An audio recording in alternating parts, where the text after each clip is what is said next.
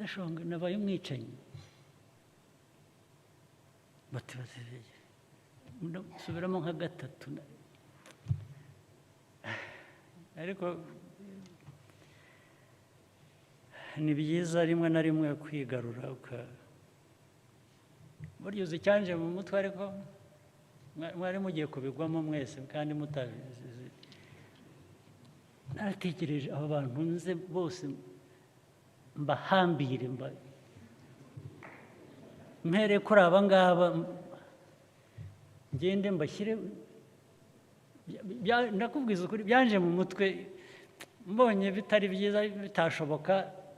mva mu kabineti ndigendera mvamo ngenda n'amaguru n'imodoka zanjye zisigaho ndataha ngo mbanze numve